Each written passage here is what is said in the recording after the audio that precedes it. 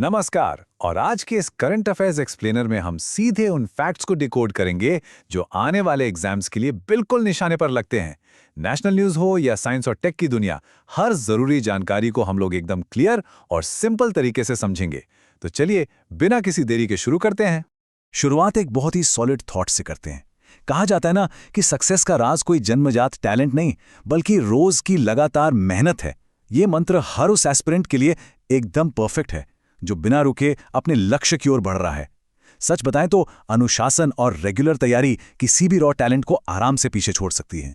तो आज के इस सेशन का रोड मैप क्या होने वाला है? सबसे पहले नेशनल सिनेरियो और इंपॉर्टेंट इनिशिएटिव्स देखेंगे। उसके बाद साइंस, टेक और इंटरनेशनल खबरें, फिर स्पोर्ट्स, ऑनर्स और अपॉइंटमेंट्स। इसके बाद आएगा इकोनॉमी और एआई पर हमारा एडिटोरियल एनालिसिस और एंड में एकदम फटाफट वाला रैपिड रिवीजन। चलिए सबसे पहले सेगमेंट की तरफ बढ़ते हैं, नेशनल सिनेरियो और इंपॉर्टेंट इनिशिएटिव्स। डेट्स याद रखना थोड़ा मुश्किल हो सकता है, पर 10 जून को याद रखने की ट्रिक बहुत आसान है।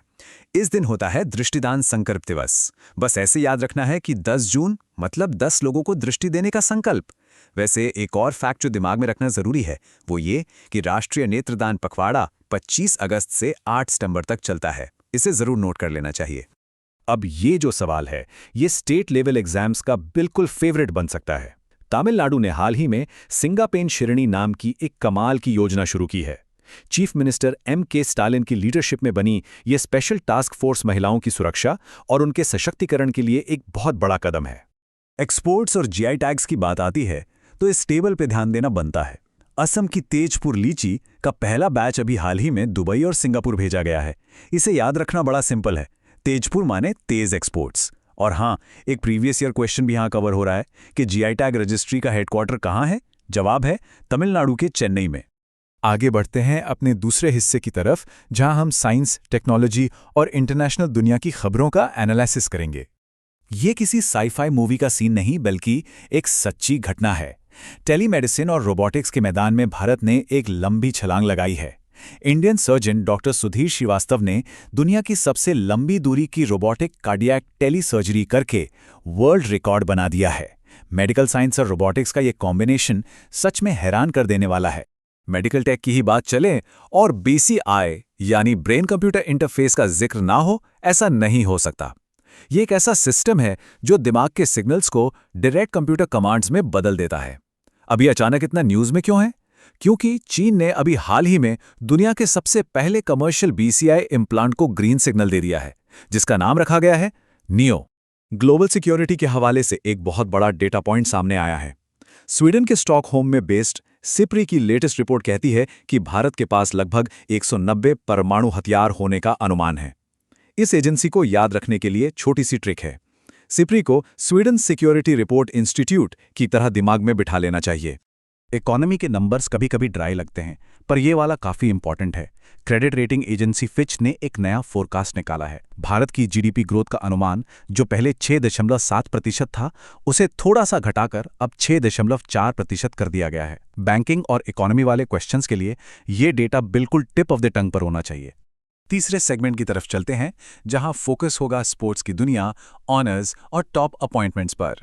स्पोर्ट्स में भारत लगातार झंडे गाड़ रहा है। गुजरात के अहमदाबाद में हुई वर्ल्ड योगासन चैंपियनशिप 2026 में भारत ने टोटल 114 मेडल्स, जिसमें 103 गोल्ड थे, जीतकर पहला स्थान हासिल किया है। इसे ऐसे कनेक्ट करके याद रखिए, योग मतलब इंडिया और इंडिया मतलब अहमदाबाद। इसके साथ ही men's hockey under 18 Asia cup में भी भारत ने जापान को हराकर ट्रॉफी अपने नाम कर ली है। अपॉइंटमेंट्स की लिस्ट वैसे तो लंबी होती है, पर एग्जाम के हिसाब से सबसे मेन नाम यहाँ स्क्रीन पर हैं। कैनरा बैंक के सत्यनारायण राजू बने हैं banker of the year. Banwari Lal Purohit ji को भारतीय विद्या भवन का नया प्रेसिडेंट बनाया गया है। इंटरनेशनल लेवल पर देखें तो हान सांग सुक अब साउथ कोरिया के नए पीएम होंगे और बॉलीवुड एक्ट्रेस कृति सेनन को वोग आईवीआर का ब्रांड एम्बेसडर बनाया गया है। नोट्स बनाने के लिए ये बहुत ही बढ़िया स्लाइड है। भारत का सर्वोच्च शांतिकालीन वीरता पुरस्कार कौन सा है?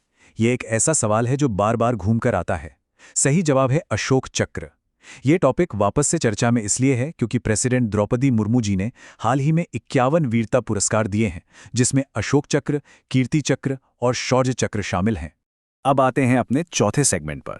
मेंस एग्जाम की तैयारी करने वालों के लिए ये एडिटोरियल एनालिसिस बहुत काम आने वाला है। द हिंदू के इस एडिटोरियल का कोर मैसेज बहुत ही क्लियर है। अक्सर लगता है ना कि एआई आएगा तो सबकी नौकरियां चली जाएंगी। डर नेचुरल है, पर ग्राउंड रियलिटी थोड़ी अलग है। एडिटोरियल कहता है कि एआई असल में प्रोडक्टिविटी बढ़ाएगा और नई तरह की जॉब्स क्रिएट करेगा। मेंस में लिखने के लिए सबसे सॉलिड पॉइंट यही है कि हमारा पूरा फोकस डिजिटल इंफ्रास्ट्रक्चर और वर्कफोर्स की रीस्किलिंग पर होना चाहिए। वहीं दूसरी तरफ इंडियन एक्सप्रेस की रिपोर्ट बताती है कि पूरी दुनिया में इतनी टेंशन होने के बाद भी इंडियन इकोनॉमी स्ट्रांग बनी हुई है। इसके दो मेन इंजन्स हैं, मैन्युफैक्चरिंग और इंफ्रास्ट्रक्चर की ग्रोथ। पर एक शर्त भी है, स्ट्रिक्ट फाइनेंशियल डिसिप्लिन। एक बहुत ही बढ़िया कोट जो एग्जाम में सीधा यूज किया जा सकता है।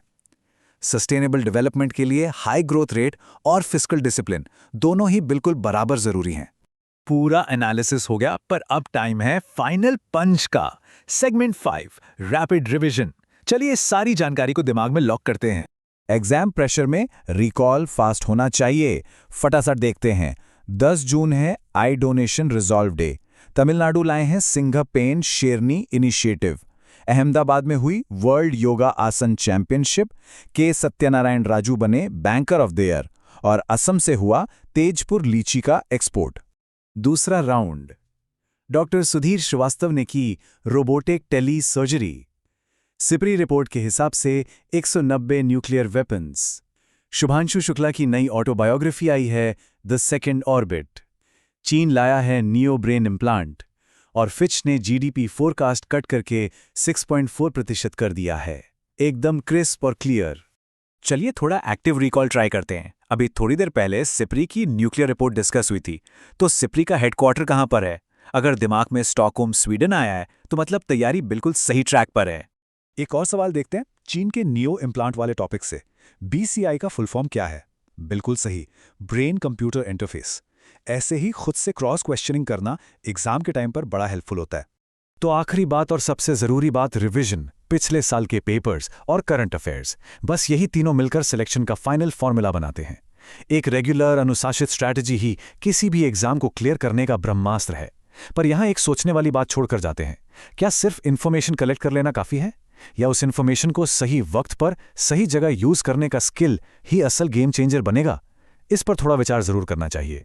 आज का ये एक्सप्लेनर यहीं खत्म करते हैं। सीखते रहिए और आगे बढ़ते रहिए।